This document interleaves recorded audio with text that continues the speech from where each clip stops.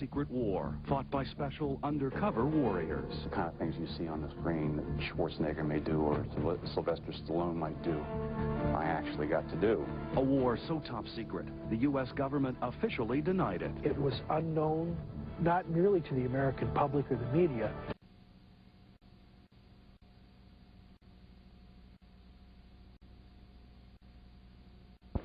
Immediate action drills, automatic weapons practice, high-altitude jumps, stalking. Training so tough, most who aspire to be special operators never make the cut. During the Vietnam War, U.S. Special Forces soldiers like these performed similar maneuvers behind enemy lines, often under constant enemy fire. Their assignment was to gather intelligence and impede the enemy on its way down the Ho Chi Minh Trail. These secret soldiers were men of Sog. Sog to the public meant the Studies and Observations Group, supposedly a bunch of bookworms. Not these guys. Sog teams fought the secret war in rainforests and jungles of Laos, Cambodia, and even North Vietnam. At one of President John F. Kennedy's first National Security Council meetings, he personally had demanded the creation of an elite, top-secret team who could stick it to the enemy in their own backyard and perform crucial reconnaissance. It was top secret limited distribution. And all activities within the organization were very heavily compartmented so that you had access to that very small, discrete piece that you were involved in. SOG, so classified it was totally blacked out. Its existence denied by American officials. Without the knowledge of Congress or the American public, SOG was formed to carry out covert paramilitary operations on what the world was told was neutral territory. Retired Major General John Singlob, then an Army colonel, was chief of SOG operations from 1966 to 68. The treaties that had been signed in the early 60s said that the U.S. would stay out of Laos and Cambodia. We did not admit that we were operating in those areas, and we went to great lengths to conceal what we were doing. Former team leader John Plaster has now written a book about SOG. It was unknown, not merely to the American public or the media, but it was unknown to all the other units that were in Vietnam. Everything from using indigenous agents in North Vietnam, operating as little special operations espionage teams, to American-led Green Beret teams attempting the rescue of downed pilots in North Vietnam. The kind of things you see on the screen that Schwarzenegger may do or Sylvester Stallone might do, I actually got to do. It was the greatest adventure of my life. Today, Ed Wolkoff works for a government subcontractor. But 28 years ago, he was a SOG team leader running recon missions in Laos.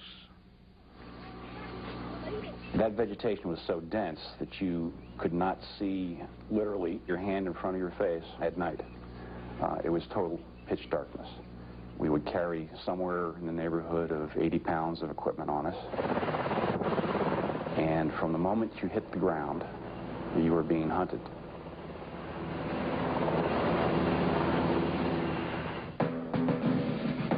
Ed Wolkoff's team was larger than most SOG teams and more heavily armed. Wolkoff himself carried a meat cleaver in addition to a whole range of other weapons. It turns out that the rules of engagement in our area of operations were unlimited. That's what we were told, which meant that anything goes. We would expect no mercy if we got caught. Under the cloak of extreme secrecy, SOG became a laboratory for cutting-edge weaponry. Not surprisingly, this experimentation was top secret. Deniability was a major concern. That means that you have to allow the United States the ability to deny you were ever even there. To provide their senior commanders and the White House with plausible deniability of their activities, SOG teams could not carry anything that would mark them as Americans, not even dog tags. It was called going in sterile. We didn't allow them to use regular U.S. clothing. We had special clothing built that did not have U.S. marks in it. Ed Wolkoff, shown here, frequently wore black fatigues an action that lost him the protection of the Geneva Convention governing the humane treatment of POWs.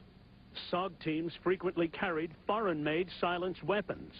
This picture here shows a special boot created by the CIA to help SOG teams deceive enemy trackers. All of this deception also directly countered the Geneva Convention. General Singlob claims new approaches were vital. I had requested that I be provided, through the scientific community, an incapacitating agent. But these chemical agents were prohibited by international treaties. Singlob knew this and demanded them anyway. The Pentagon eventually armed some SOG teams with darts filled with chemicals, gas canisters, and full-body protective gear. If it's true, then certainly the dart ones violated international law. That's a war crime. An incapacitating agent is where you incapacitate everyone temporarily, and then you sort out the guys that are armed from the ones that are not. And that's certainly more humanitarian than killing everybody. You have agreed with me that incapacitating agent could cause paralysis of some kind. Oh, yes, yeah, absolutely. That's what it does. You stop functioning, and your muscles are not under your control, even if your mind might be alert, but it essentially puts you to sleep, and you're limp. Singlob describes several incapacitating agents in SOG's arsenal as, quote, affecting the human nervous system, close quote. He also claims some could permanently incapacitate. Singlob admits the chemicals were sometimes lethal. Matthew Methelson is a leading authority on chemical weapons and the treaties that govern them. If we used lethal agents, we ourselves, by our own words, would have said that was prohibited by the Geneva Protocol, and we had claimed that we were abiding by the Geneva Protocol. So if that was customary international law, that would also be a war crime.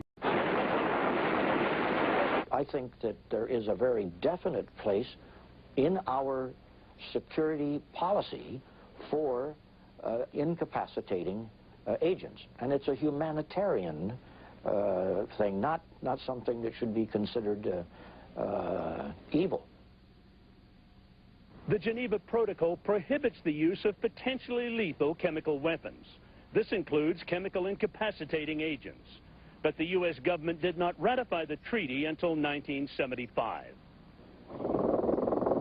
Despite such surprising revelations about the use of chemical agents, the main mission of SOG was supposedly reconnaissance.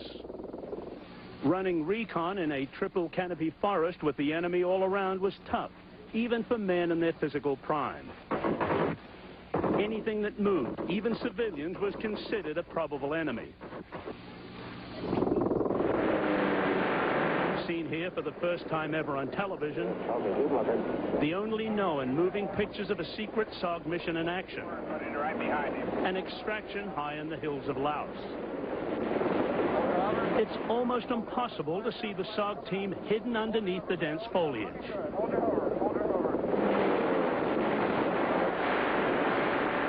Under constant fire, SOG teams would be extracted by helicopter on dangling ropes, shaky ladders, and contraptions called stabo rings.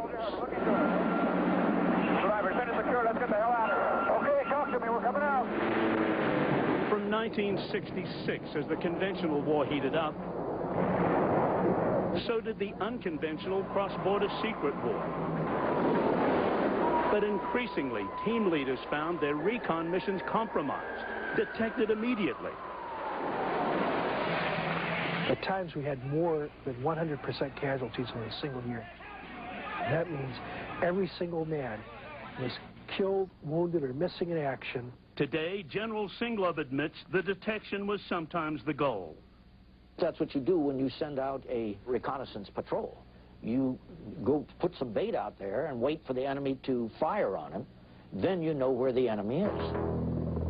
SOG teams were often bait, intentionally used to locate enemy troops and to draw them out of hiding. The next phase, to hammer the enemy with air attack. Sometimes SOG teams got hammered as well.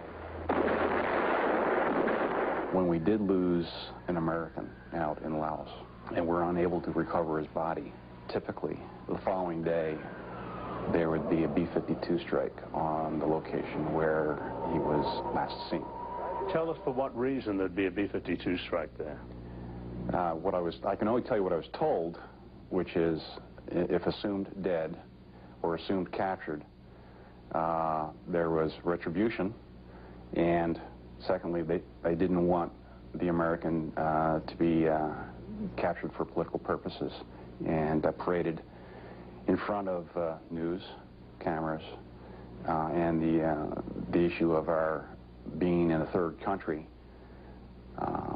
exposed. 30 years later, it's still an explosive charge. The general overseeing Army Special Forces training, himself a Sog Vietnam vet, claims airstrikes were never intended to take American lives. The standard practice was to make every effort to recover an individual, whether he was MIA or KIA. Now, obviously you get to a certain point. For example, if you have someone who's missing in action, when tactically it's just no longer feasible to get into an area because of enemy disposition and so forth. And then, maybe it's not at all unlikely that because of large masses of the enemy, there may have been some sort of airstrike that was done on a fairly surgical basis against definable targets. General Singlov is just one of several U.S. officials who confirmed that Sog losses were considered acceptable casualties of war. The soldiers of Sog knew the odds against them. They understood that there will be times when they might be asked to survive a B-52 strike rather than run the risk of positive capture. And at least someplace along the chain of command below you, they were told that this would happen. I'm sure that's true. So what would likely happen to a SOG team caught underneath the B-52 strike? Well, the probabilities are very high that they would be blown to bits. It is the most obvious, earth-shaking, bone-rattling activity anyone can imagine. Not surprisingly, SOG is believed to have endured the most heavy casualties of any unit of the entire war. Former team leader John Plaster still wonders about the fate of his friend Pete Wilson, also known as Fat Albert. In an act of courage, he stayed behind to aid a wounded team member. Rather than risk his whole team, he sent everyone else ahead, and he stayed behind with that yard. And the last anybody ever heard of Fat Albert.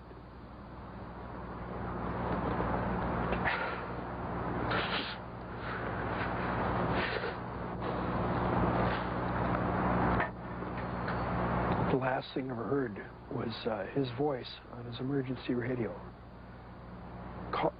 calling Mayday. Plaster believes Pete Wilson was captured. But with the revelation that it was paramount that SOG members not be captured alive by the enemy, questions still linger about his ultimate fate. Only today, 30 years later, is the real story of SOG starting to be told. A secret war. Soldiers used intentionally as bait. Americans caught in American airstrikes. Chemical agents used in combat.